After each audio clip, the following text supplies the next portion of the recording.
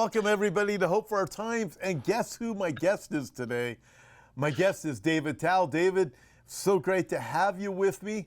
It's been over a month since you've been with me. Yeah, it's been a while, and I'm glad to be here. And I'm going to say it like this. It seems like there was a whole Bible chapter written between the last time we talked and today. I mean, so much has happened that, okay, let's go. A lot has happened. And by the way, before I forget, so David is going to be joining me in Santa Barbara. Coming up in just about 5 or 6 weeks, August 9th in Santa Barbara. And I'll be staying over for Sunday up there also, but it's James Cadiz going to be joining us. How about that, David? I know you know all this. Pastor Brandon Holthouse is going to be joining us. It's going to be a great time. You can check it out at the events page at Hope for Our Times to register. Okay. For everybody who knows you and everybody who knows me, just use your imagination and think about me and Pastor Tom and Pastor Cadiz and Pastor Brandon on the same stage together. I mean, just think of the energy on that one. It's gonna be so exciting. I can't wait for it. Oh, by the way, I forgot this. I have a new Experience Israel video that was just posted the other day, everybody. It was on Capernaum. And I think you're really going to love it. But to get there, you'll see the description and click on the link. And you got to go over to Experience Israel with Tom Hughes the other YouTube channel I have for all of you.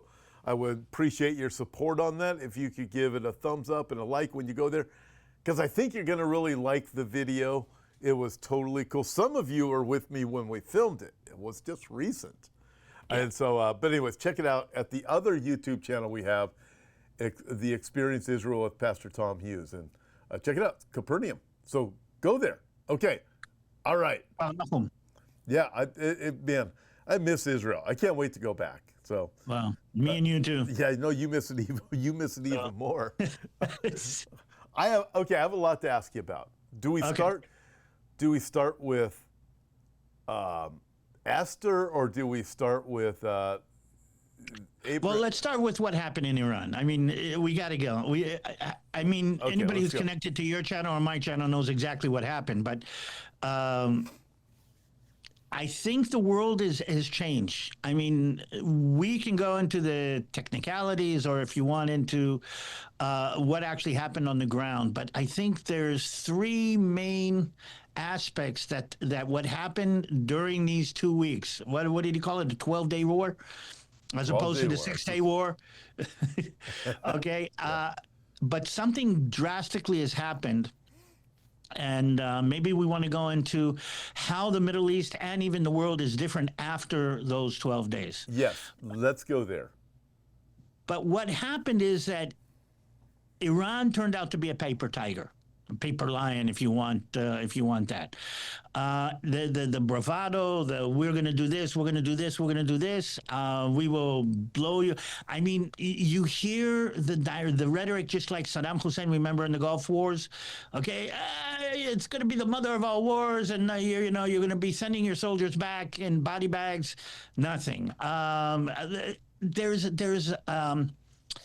an Muslim/Arab/Middle Eastern bravado that came out to be completely untrue. And I think more than anything, the reality check that the Middle East is going through right now about the difference between what is said and what is real is going to change the Middle East deeply. And my table is full of what's going on with Syria right now. My table is full of what's going on with Saudi Arabia right now. And I think the main reason for that, more than what Israel did to the actual taking out the threat, Israel proved to the world that you can take on Muslim mouth war with actual missiles and bombs. And I think that has happened. Look what happened to Hezbollah. Look what happened to Iran. Look what's happening to Hamas, though that's a whole different story if we want to get into. So I think more than anything, the difference between what we call in Arabic the Abu Ali. Abu Ali means, look what I can do. I'm going to do this. I'm going to do this. I'm going to do this. And then, don't hit me, don't hit me, don't hit me. That is the main difference in the Middle East today. And I'm going to actually extend that. That's the main difference in the world today. Wow, I have so many questions to ask you. So let's start here. So what's going on with Syria? Syria, according to everything we understand, is about to sign some kind of deal with Israel, and it's going to include Syria and Lebanon. And from what we know right now, it is not a normalization. It's not a peace deal. It is not an Abrahamic Accord kind of deal. And the main reason it's not is because Israel's not willing to give up the Golan Heights. And Syria cannot sign the full-fledged deal with Israel with the Golan Heights still in Israeli hands.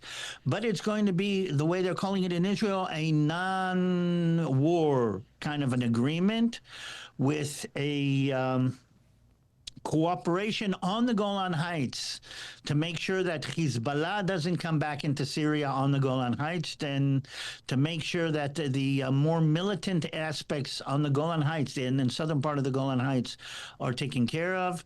It's going to mean Israel does stay. I don't know if you know, but Israel actually has outposts inside Syria today, inside Syrian soil. It means that Israel will not give up the Syrian side of Mount Hermon. I don't know if you've ever looked at Mount Hermon. It's got two peaks. One was in Israeli hands, one was in Syrian hands, and there's a kind of a a saddle between. Both of them now are in Israeli hands, and Israel isn't planning on giving that back. But part of what they're talking about is opening up ski resorts on Mount Hermon on both the Syrian side and the Israeli side. And I think what's more important than anything is tying the Syrian issue to the Lebanese issue. Have you ever stood with me at Tel Dan, looking out into Lebanon, and just across the valley there is a little tiny village that is very colorful, green and yellow and red houses, and we used to say that is the border with us and Lebanon. It is it's a town called Rajar that was half in Lebanese hands and half in Israeli hands. Now, it used to be half Syria, half Lebanon. When Israel took over the Golan Heights in 1967, we took over part of that. That little piece of real estate was the excuse that Hezbollah was using to attack Israel. Part of the agreement with Syria now is that that piece of real estate belongs to Syria. And that pulls the carpet out from the legitimacy of Hezbollah attacking Israel in the name of Lebanon, which is very interesting.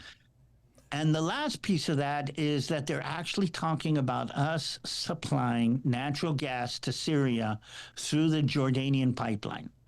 We have a pipeline that takes natural gas from our Mediterranean sites into Jordan. I don't know if I think we pointed it out on the way. Yeah, you have, yep. And then now they're talking about, because Jordan has a pipeline already with Syria, we'll be selling natural gas to the Syrians through that pipeline, meaning the lion is laying down with the lamb right now. Well, that's it. Looks like. So Jelani, well, formerly known as Jelani, I don't know what his new name is. The guy. I think. So, I mean, this is who the deal's being made with? Yes, but much more than that. And again, maybe to tie that into what we're talking about, one of the reasons, or one of the things I've been kind of asking myself, everybody's been asking, why has Turkey been so quiet during this whole balagan with Iran? Because, you know, Turkey and Iran see eye to eye in many things and have actually cooperated. Well, not me. I mean, I'm not the great this, but they're talking about some kind of America, Turkey, Israel dynamic that says to Turkey, settle down, let this happen. Syria needs to be rebuilt. The United States of America and Turkey is paying in its relative quiet for this. And that means, if the gas thing is coming together, that this kind of dynamic will go with gas that'll go to Jordan and in through Turkey instead of going across the Mediterranean Sea directly to Cyprus and Greece. And we are hearing here that the American administration is trying to halt the Israel-Greece pipeline and is opening up the route of the Israel-Jordan pipeline. And that puts Turkey in the loop. That is interesting. That is real interesting. Yes. Wow. And that is something that's new, that's been coming down in the last day and a half. Okay, so what's going on with the Druze? D-R-U-Z-E, everybody. Not Jews, the Druze. not Druids, Druze. Just a quick one. The Druze are like this kind of minority that lives part in Israel, part in Lebanon, and part in Syria, mostly in the southern part of Syria. The Druze in Israel are part of Israeli society. They serve in the military. They've got representatives in our government. The Druze are related to Islam, like I would say the example I used to use is like the Mormons are related to Christianity. It's a really, really weird offshoot of Islam.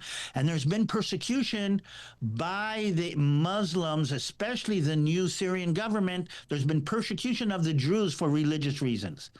Israel has come out and said, if you hurt the Druze, you will have an issue with us. So that has settled down.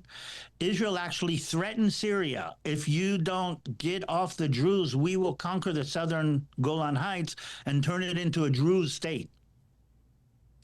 And I think El-Julani, by the way, he's called El-Julani because his parents are from the Golan. It's the Golani guy. He kind of settled down. So they've settled the Druze problem right now. So right now, the Druze are in a, how do you say, an agreement with the Syrian government.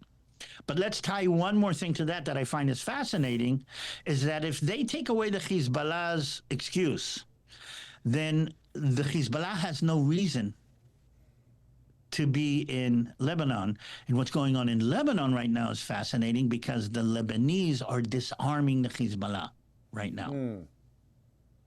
And the Lebanese parliament sat down yesterday and actually passed a law, okay, with Hezbollah representatives that there will only be one army in Lebanon, and that the Hezbollah will have to hand over its weapons to the Lebanese army. Now, if you defang or declaw the Hezbollah in Lebanon, and again, part of the reason that El-Julani is reaching an agreement with us because they want that to happen too, because El-Julani in Syria is afraid of the Hezbollah in Lebanon because the Hezbollah was what actually kept the Assad regime in power. They're the Iranian representatives. So any agreement with Syria will probably also mean an agreement with Lebanon, and lo and behold, we have normalization on Israel's northern border. So fascinating. We were in Turkey probably about 2 months ago, just in the Ephesus area in Kusadasi, and the lady who was just leading our time, she just said, hey, look, she was very supportive of Israel. She was a Christian, and she said the majority of people in that area of Turkey can't stand what comes out of Istanbul, and I think there's a lot of that with the people, even the people in Iran that I met. I just met a young man from Syria who's a Christian. He just flat out told me, I'm a Christian from Syria. That's how he introduced himself. And we're finding that you have these oppressors that are there, and there's so many people that do not like what their government has been doing. And here's part of the aspect of what the Middle East is: a neighborhood of power. It's all a power play. Arabs, Muslims are power play. I mean, it's a society of power. And Israel is back on the top of the pyramid right now. In fact, I think even more so than Turkey. And that has changed the whole dynamic, meaning El-Julani, it's important for El-Julani to have Israel guarding his flank as it is important for him to have Turkey taking care of him. I mean, that's what has happened as a result of what happened in Iran. And that would not have happened or not have been that way if Iran hadn't been completely stepped on. And Iran was completely stepped on. And what's coming out of the information is more fascinating than most people think. And I want to get to some of those fascinating things here in a minute. But with the Ayatollah, he's still mouthing off. And oh yeah, it's like he's still threatening. You're looking at the things he's saying, and a lot of it, from what I understand, has to do with his thinking of his version of the 12th Imam, and how they've got to get rid of the Jews in order to bring their Messiah into this world. So he won't shut up. He won't shut up. But he won't shut up. Do you remember Monty Python in the scene of the Black Knight? Yeah. Oh, that's funny. I mean, if you can find it, I mean, put a link up to it. I mean, they cut off the arm, and he says, "Oh, I'm going to take you out." I mean, the Black Knight is laying on the ground, bleeding, and he's saying, "Oh, I'm going to kill you. I'm going to kill you. I'm going to kill you." I think this is to a certain because if you take their military power, again, there is a correlation in Muslim society between power and God's support. I mean, if God favors you, he will give you the power to vanquish your enemies. And if you don't vanquish your enemies, that doesn't only mean that you have lost a war militarily. That means that you don't have God's favor. So even though he's lost from every point of view, he has to portray that he has won. Otherwise, he's got no religious standing. I mean, it's like thinking about the Pope, okay?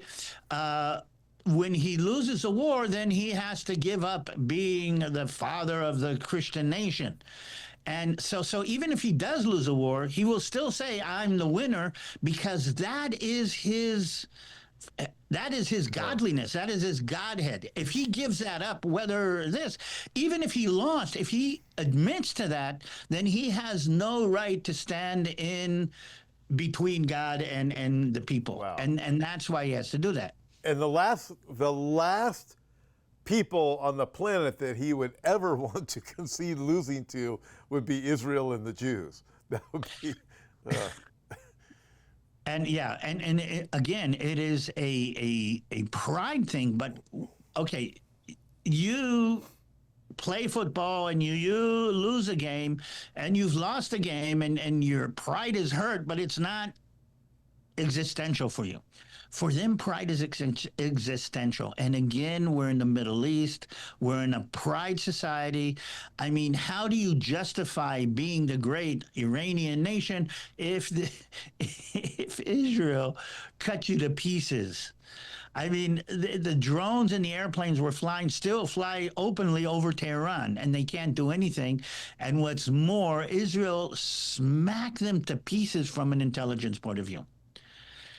And I don't know if you remember the first day they took out 30 of the high-ranking IRGC and the high-ranking nuclear people, and they had each and every one of them pinpointed. So in 30 minutes, they took out 30 leaders.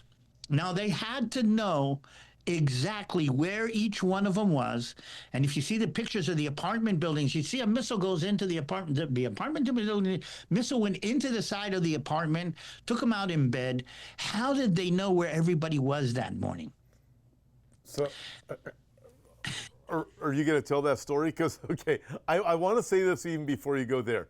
So I was with you. Jackie and I were with you. It was April or May, could have even been March of 2023, right? So it was about 6 months before October 7th. And we went down to the area that we're looking into Gaza. And just before we went there, this is the time just before we went there while we're driving, you said, by the way, there could be a little bit of a problem because Israel took out 2 of the generals of Islamic Jihad. And how you described it is they took them out simultaneously. they pinpointed where they were in Gaza and eliminated them. And then sure enough, that was the day that we went to get falafels and the rockets were going off. Fireworks. Those started, and Jackie ran into the bomb shelter. But that was about 6 months before. So that precise, it's that kind of targeting is what you're talking about. They went through the windows, they took them out specifically. Okay, so that's one part of the equation. But in order to do the other part of the equation, you have to know where they are. You have to know that they're there at that point. How do you know that? And that is where Esther came in.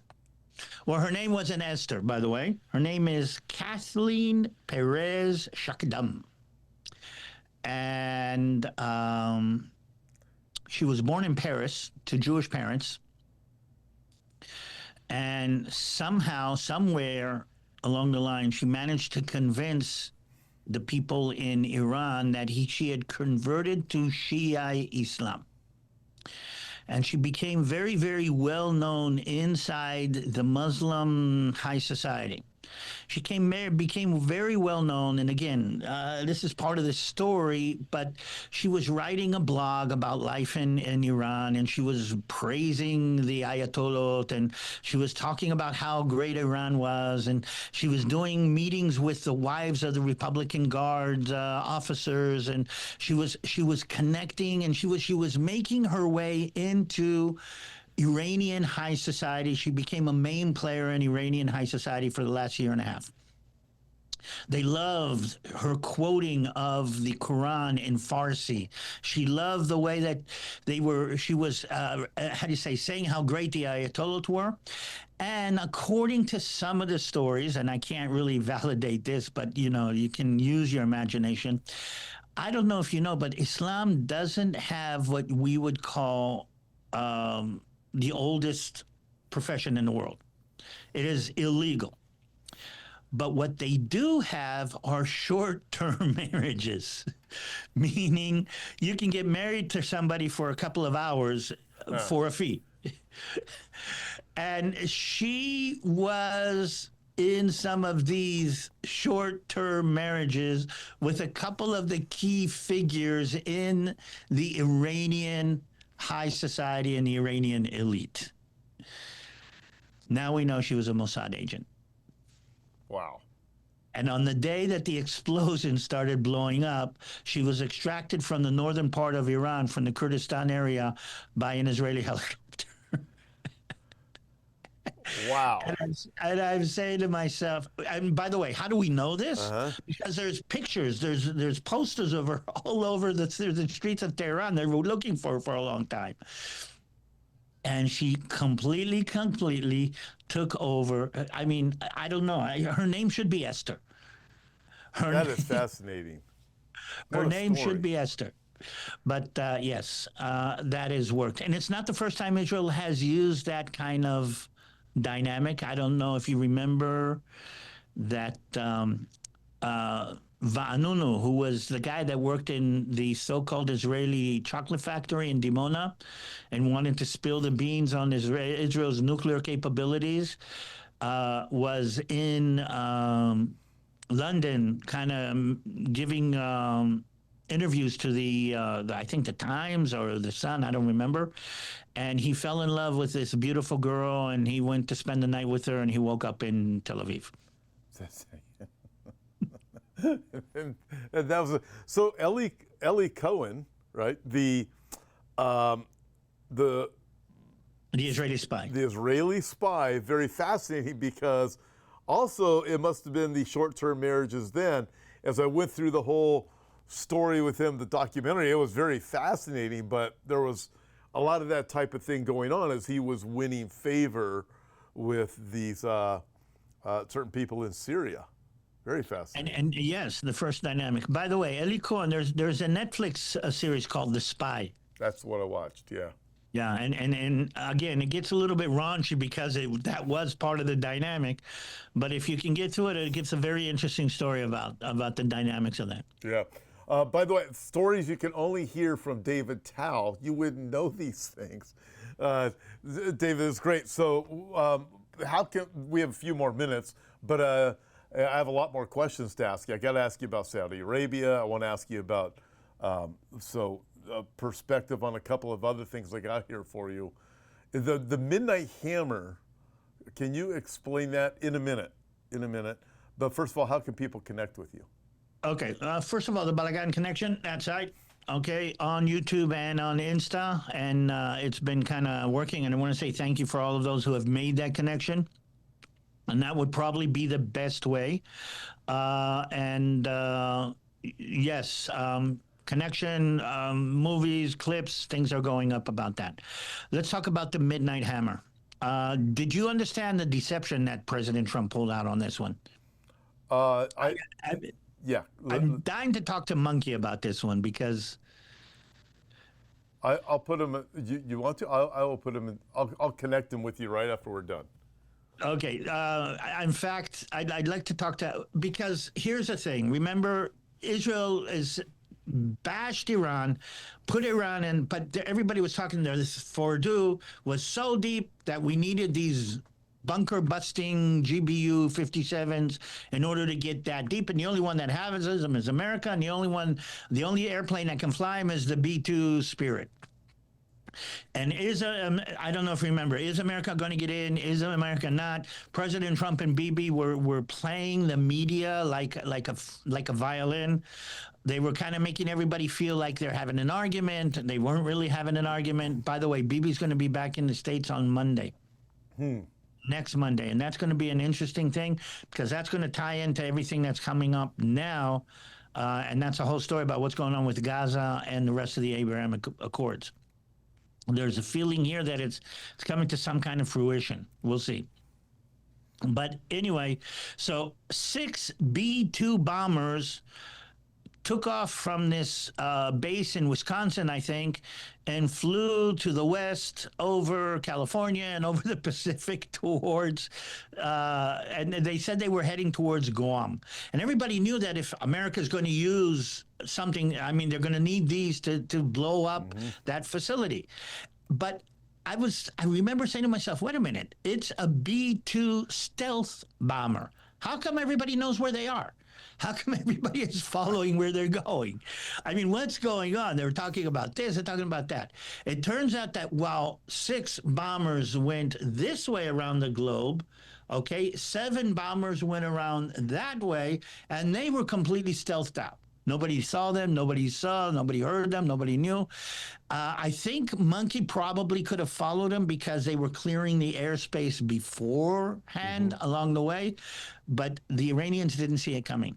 They were looking to the horizon and saying, okay, they're coming from here, and the bombers came from behind and completely surprised them. Israel took out a couple of facilities in order to ensure that dynamic, but basically, and did you see the pictures from Fordow where you have 3 holes within a couple of feet of each other?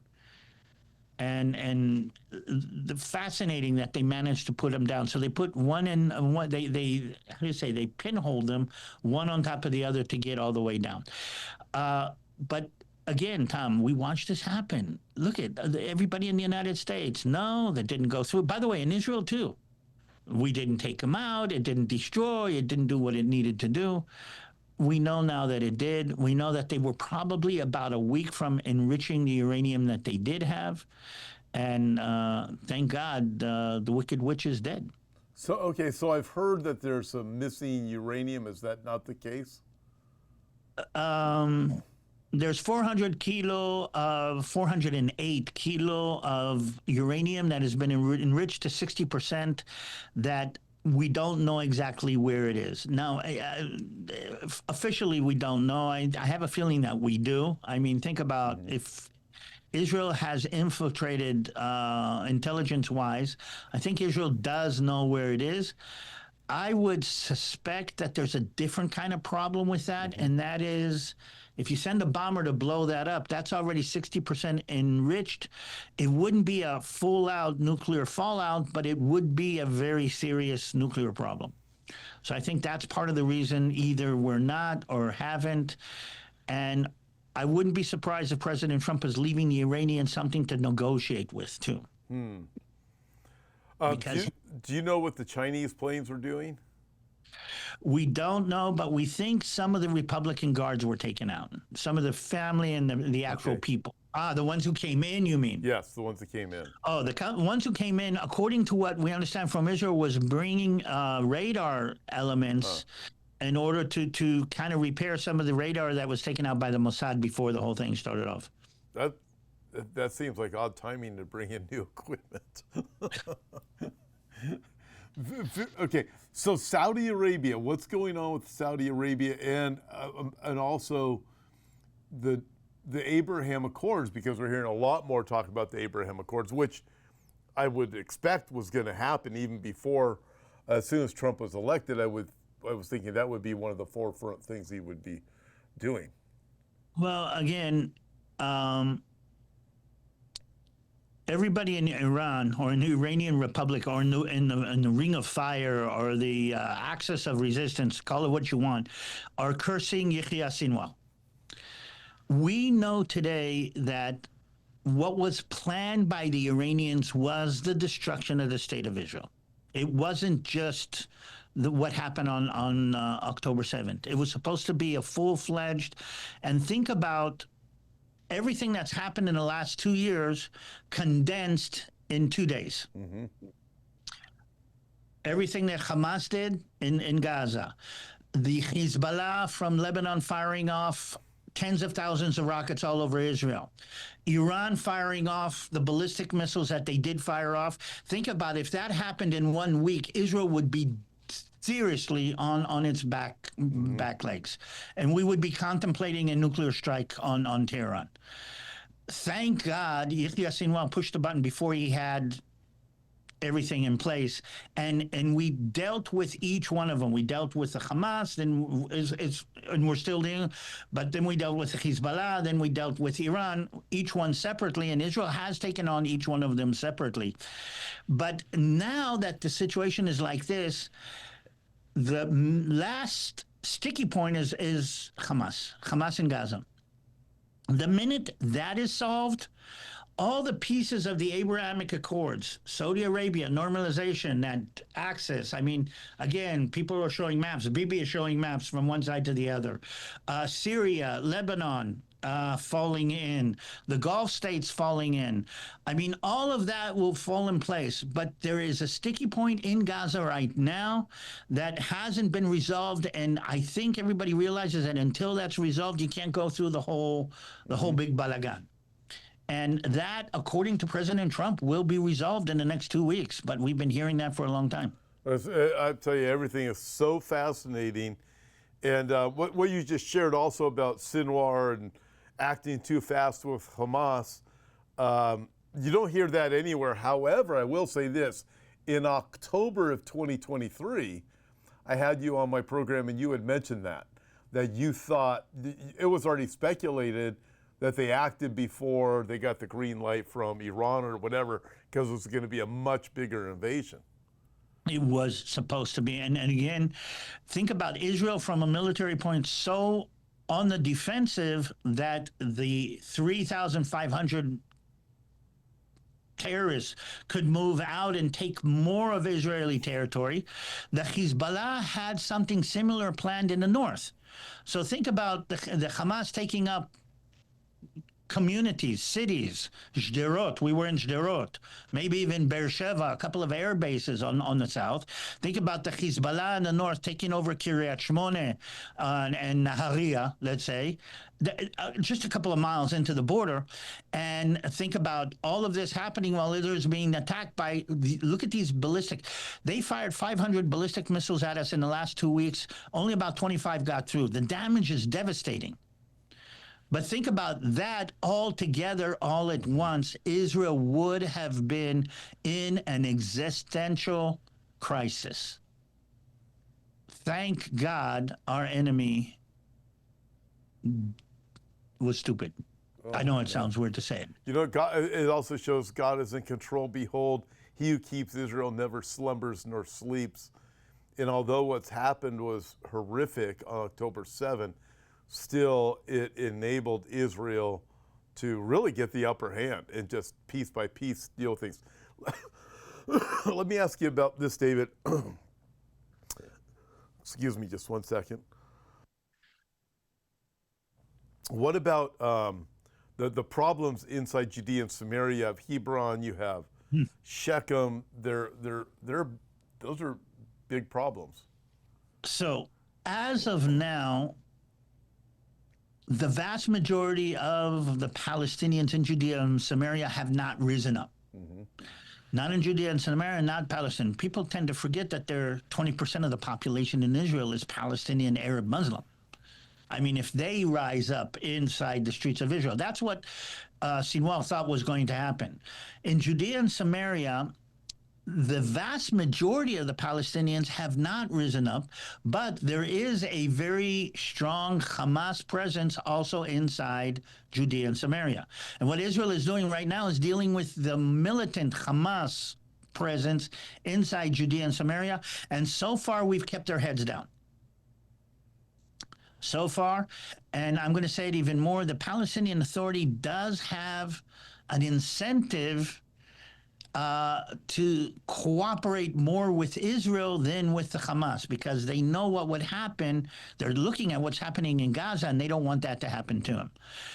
And add on what I would call the Trump effect, or the Trump wagon, that everybody wants to get on right now.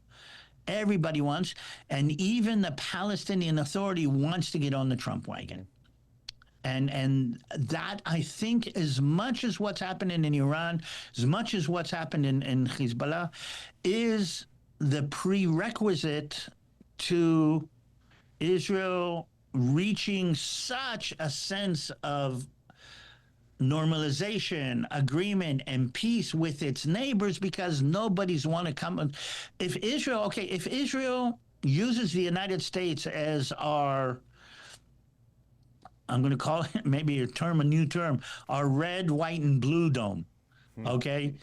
If Israel uses the United States as a red, white, and blue dome, we don't have to have the Iron Dome. Very interesting. That's our walls coming down. Wow.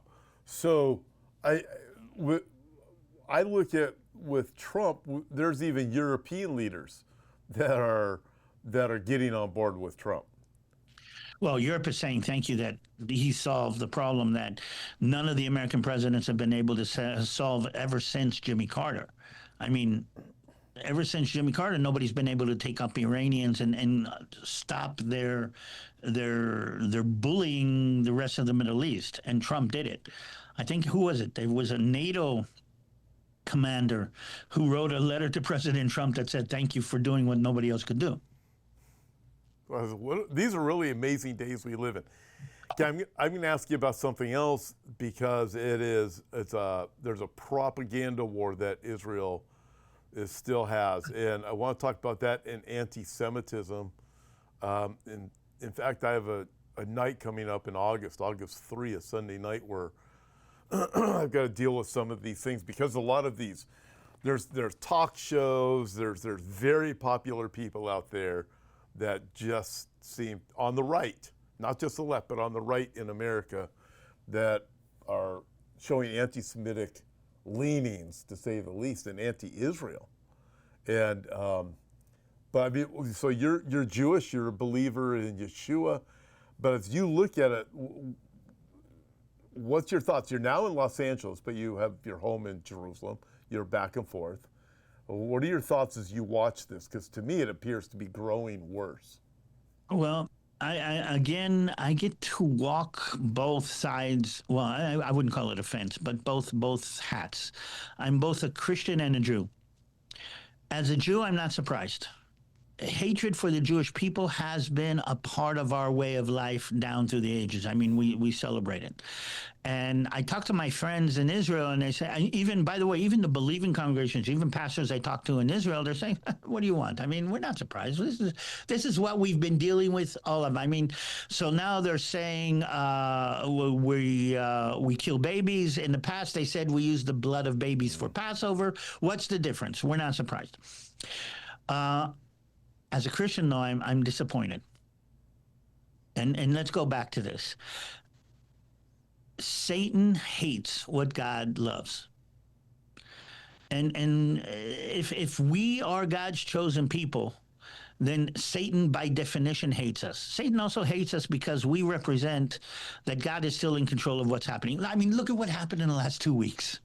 I mean, you got to understand that, God's chosen people, with their back to the wall, stood up to this Iranian and pulled off something that I think it was Zechariah 8 that says, in those days, 10 men from each nation will grab a Jew and say, tell us what's going on because we know that God is with you. The world's military is lining up to hear what Israel did in Tehran. The world's intelligence agencies are lining up to hear what Israel did in Tehran. Everybody's lining up to see how we managed to pull this off. And they're saying, you've got something. They're gonna say, okay, you've got military, you've got something. The world is recognizing that Israel has something that nobody else has, because nobody else could have pulled this off. And again, I'm not surprised as a Jew that they hate us, but the Satan has to somehow derail that. He has to fight against that. He has to fight against the fact that God proves his existence in the existence of the state of Israel, in the existence of the Jewish people, in the spectacular victory of the state of Israel. That goes against everything Satan stands for. So until now, from a political point of view, he's been putting himself into the progressive, the left. Let's diffuse truth completely. And that's what we saw until this election. Immediately after the election, and we see that the right has realized where the truth is, and the American majority has decided to go with truth and not with that, then he has invested through his proxies into derailing, diffusing, and fading the truth that connects Israel to the right side of the political map, to the Christian side. Candace Owens died, if you remember, started her career with Ben Shapiro on the Daily Wire, supporting Israel. But when Israel is now victorious to a certain extent, and if truth is now victorious, and if President Trump is tying between that truth and Israel from a political point of view, Satan has to derail that. And the way to derail that is go back to the basic Jewish libels. The evil of the world is a result of the Jews. And that's the undercore of all of these. And just get on one of Candace Owens' podcasts where she says, Israel has never done anything for America. What has America ever gotten anything from Israel? What has America ever, how has the Zionist movement ever done anything for Israel? And she is derating the truth of that. Satan is using them right now. And I need people who listen to us to be very, very careful, because Satan is whispering into the ears of many, many Christians right now. And this is where you have to use the Holy Spirit, connect to the truth, and realize where the false prophets are, and the Bible talks about it a lot, and where the real prophets are. Absolutely. In fact, David, I have a new book that it comes out tomorrow. Wow. And what it is, I don't think I even told you this yet. So did I tell you this? No, not yet. Oh, okay, I'll send it to you. So I started working on it in 2013, just as sermons I had done through my prophecies on the nation of Israel. And so 2013, 2012, right around in there. And I would update it every now and then. And then a while back, I said, I need to put this into a book format. So finally did it. It was a whole lot of work over the last couple of months, especially the last month. And it's 15 chapters. And what I did is I wanted to give Christian friends, this is for all of you, because this is exactly what David's talking about. I wanted to give the Christian who right now believes understands God's covenant with Abraham, Isaac, and Jacob, his covenant with the Jews, the Messiah is Jewish, and that Jesus is coming back. I totally believe, like David does, right now that this is where the real attacks are happening, because people who have followed me or followed you, they're now emailing me saying, hey, I don't understand this. I'm not so sure I support Israel. Why, that. And I wanted to get people from Genesis chapter 12, verse 3, I'll bless those who bless thee and curse him who curses thee. I wanted to give them as much scripture as possible, put it into the context of where we are today. So I did it in 15 different Wow. chapters. And also, it was also this, David, I wrote a chapter in there for why should you support Israel, or should you support Israel?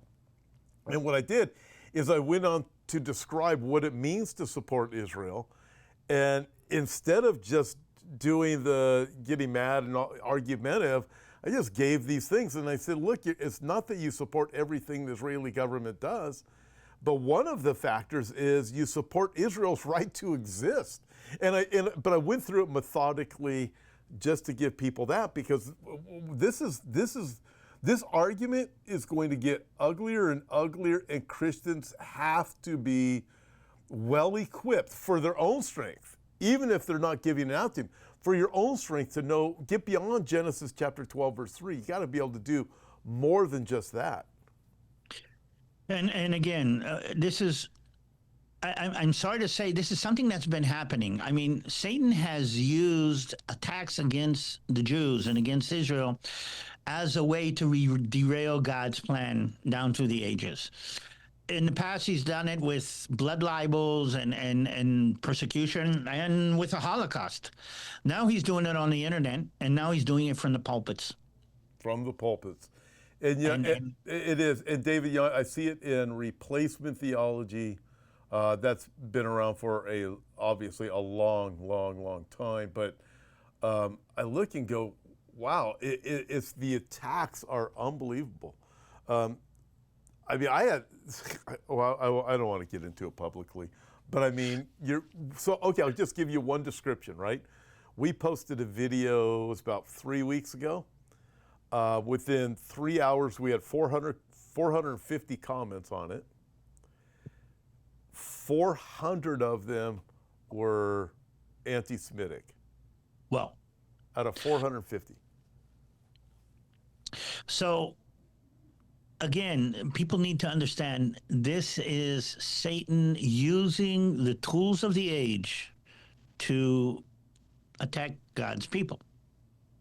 And again, we need to remember that this is where the battle is being fought. And you're doing an amazing job, Tom, with bringing the story of Israel together and putting it to people on the table. But eyes they have, but they do not see. Ears they have, but they do not hear.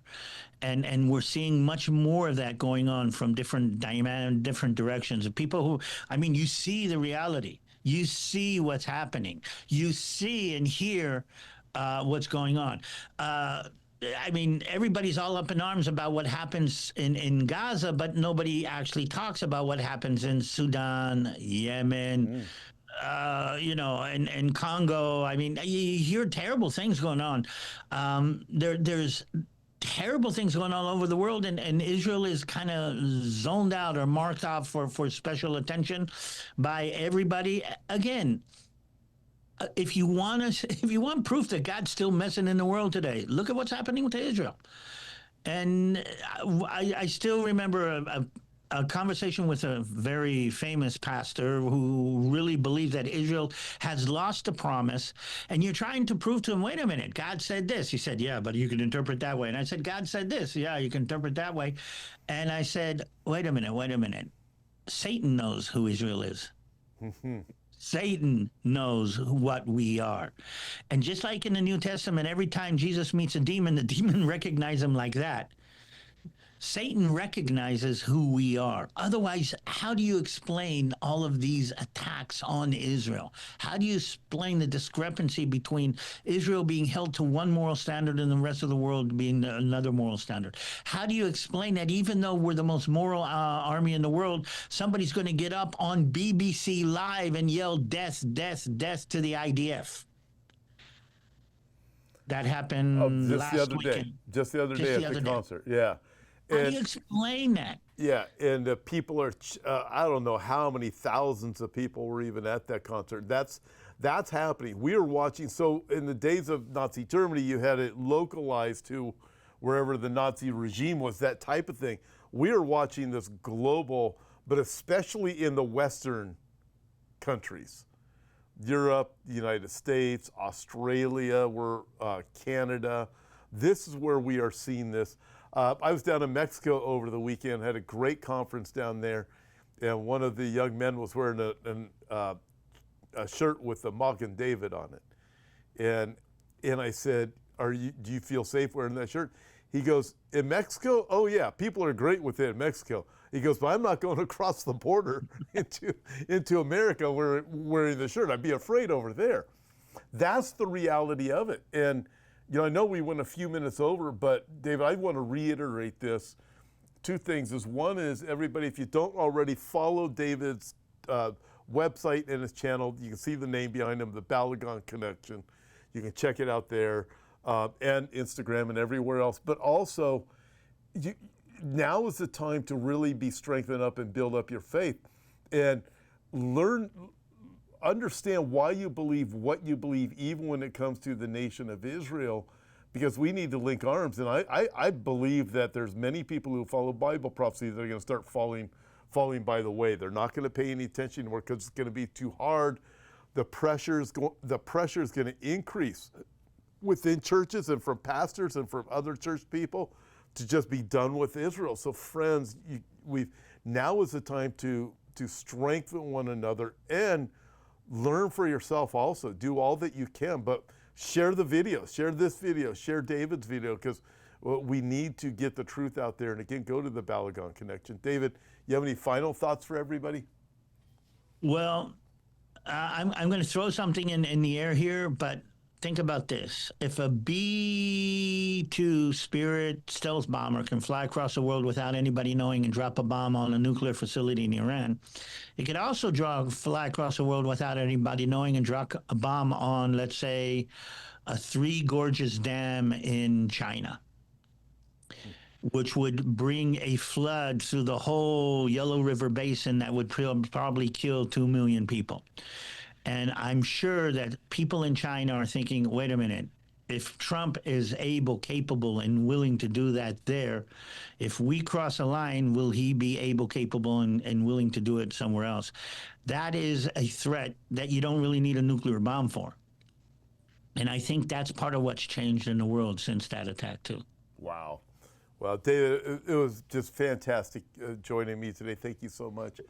I wish I could have you on more often. We'll see what we can do. But don't forget, we're going to be in Santa Barbara, everybody, coming up. Yep, please come down. Indeed, check it out at the events page, hopeforourtimes.com. It's David Tal, James Cadiz, Brandon Holthouse, and myself. There's going to be a lot of Israel there. There's going to be a lot of Israel there. There's going to be a lot of energy there. It's going to be an exciting time. Yeah. So join us in Santa Barbara. Thank you, everybody. God bless you guys, and we will see you tomorrow. Yep. Hope to see you soon.